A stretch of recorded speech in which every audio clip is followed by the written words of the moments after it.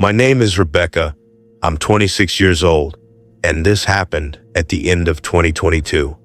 My boyfriend Daniel and I decided to rent a secluded house in Oregon for 2 weeks. The idea was to work in peace and enjoy nature. We both work remotely and needed a break from the city. The house was modern and beautiful, 2 stories, glass walls everywhere, and located right on the edge of a dense forest. During the day, it was perfect, filled with natural light. But at night, with those massive windows and the darkness outside, it felt like we were being watched. But what really bothered me from the very first day was the basement.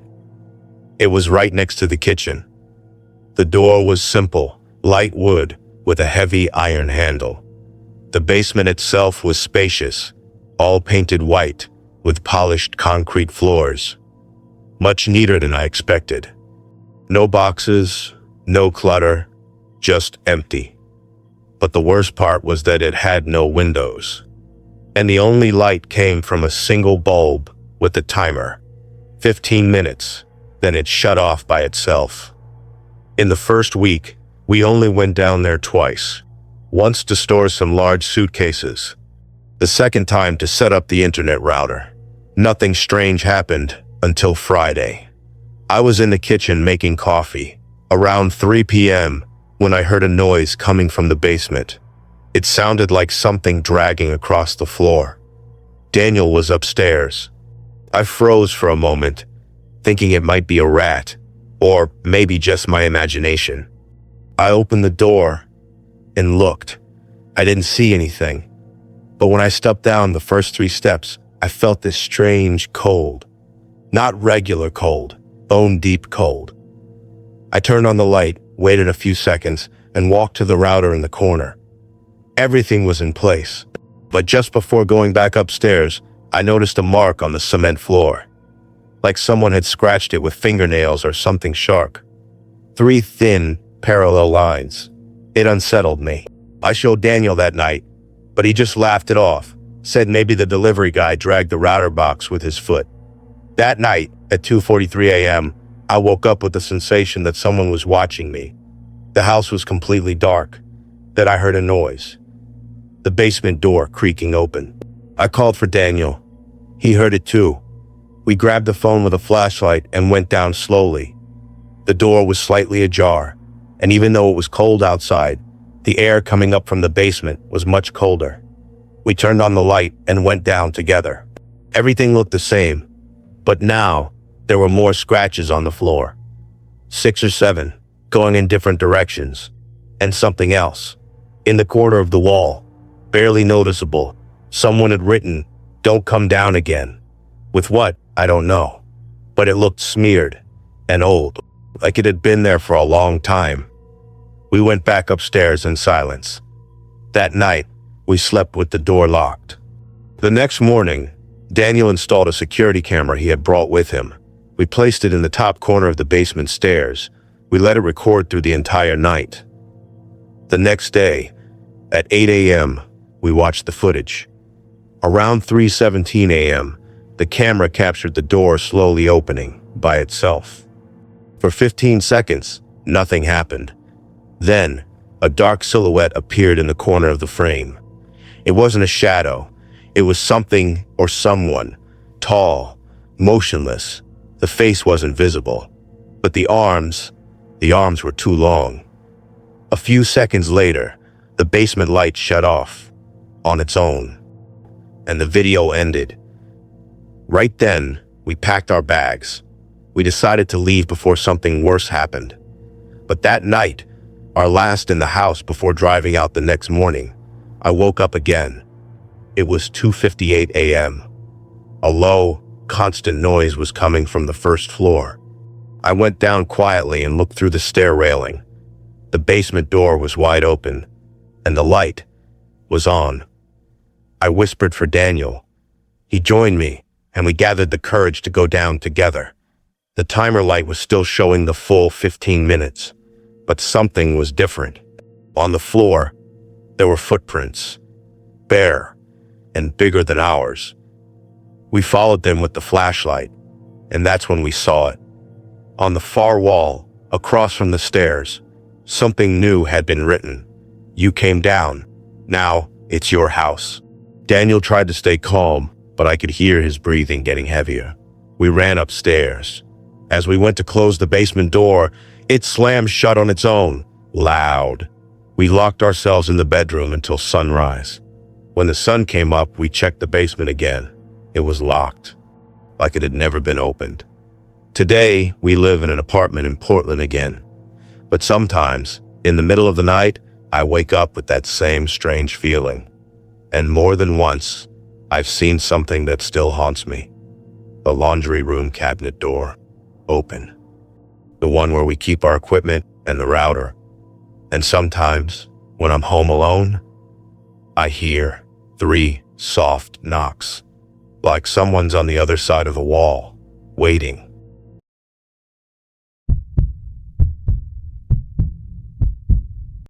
My name is Sarah, and what happened that night still haunts me. I lived in Quincy, a small town in western Illinois, known for its quiet streets and old houses. I always thought the town was peaceful, almost welcoming. But one particular night changed my view of it forever. And it all began with the basement in the house that my family and I moved into. I was 16 at the time, and my family had just moved into an old house, one of those 19th century constructions. The house was huge, with 2 stories and a large basement. When my parents showed us the house, I immediately fell in love with its rustic charm. But there was something about the basement that made me uneasy. Every time we passed by it, I felt a chill down my spine, but I never said anything about it. My mom and dad were more focused on settling in, and I, as a typical teenager, just wanted to get used to the new environment. The first night in the house was quiet. The sound of rain hitting the windows and the wind rustling the trees outside gave a sense of isolation, but I was happy. However, I couldn't stop thinking about the basement. It was strange, but every time I walked by the stairs that led to the lower floor, I heard a muffled sound, as if something or someone was down there. I didn't tell anyone, thinking it was just my imagination. That night, my parents went to a party at a friend's house and left me alone at home. I was tired, so I quickly made a meal and sat on the couch to watch a movie. The rain was heavier than ever, and the sound of the storm pounding on the windows seemed to come from every direction. When the movie ended, I began to feel sleepy, but then I heard something. It was a strange sound coming from the basement. I couldn't identify what it was, but it sounded like a creak, as if the wooden floor was being pressed. I stood still, listening, trying to understand. Then, the sound repeated, louder, followed by a dragging sound, as if something was being dragged across the floor. My heart raced. I knew there was no one else in the house except for me, so what was making that noise? I tried to ignore it and went back to the couch, but the sound continued, now more constant, as if something was moving inside the basement. That's when I decided to investigate. I walked to the basement door, which was closed, and hesitated for a moment. The light above the door was flickering, as if it was about to burn out. But, with a heavy sigh, I decided to open the door. The darkness below seemed to swallow the light. I could only see one step, then another, and a black shadow at the bottom. The cold sensation was inexplicable, as if the very air was frozen and dense. I took a deep breath and slowly descended.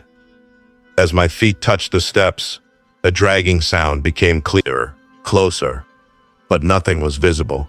When I reached the bottom of the stairs, I saw a small light, the only one illuminating the basement, coming from a broken lamp in a corner. The sound was louder now. It was as if something was trying to move, but couldn't. The basement was messy, with cardboard boxes and old furniture piled up in a corner. That's when I noticed, among the shadows, a strange object. A wooden chair, but with broken legs, sat in the middle of the basement. And the chair was rocking by itself. My stomach churned. I wanted to run, but my legs felt paralyzed. I tried to back away slowly, but the dragging sound started again, now faster, as if it was following me. Panicked, I quickly ran up the stairs and slammed the basement door behind me, locking it tightly. The rest of the night was a nightmare. I tried to sleep, but the feeling of being watched never left me. With every strange sound, every creak in the house, my fear only grew. I couldn't go back to the basement that night, but something inside me knew it wasn't over. In the following days, the sounds continued. They weren't as obvious, but there was always a muffled noise, as if something was moving in the back of the house. I went to my parents and told them about what had happened, but they thought it was just the old house settling. They never paid much attention, but the feeling that something was wrong stayed with me. It was on a Saturday afternoon, weeks later, that I finally decided to find out what was happening. I knew something or someone was down there, watching me, waiting. I walked down the stairs again, with more courage this time, and when I reached the bottom, I saw something I would never forget. The chair was there again, but now it was facing the stairs, and on the worn wood, something was carved. With trembling hands, I approached and began to read. The words were crooked, as if they had been made by a child, but they were clear. I saw what you did. I froze. My heart stopped. Then, a deep creak came from behind me. I looked back, but what I saw made me faint. Far in the darkness of the basement, there was a figure, a dark shadow moving slowly, with eyes glowing an intense red. Before I could scream, the basement door slammed shut by itself, and the dragging sound returned, this time closer, as if it was coming straight for me.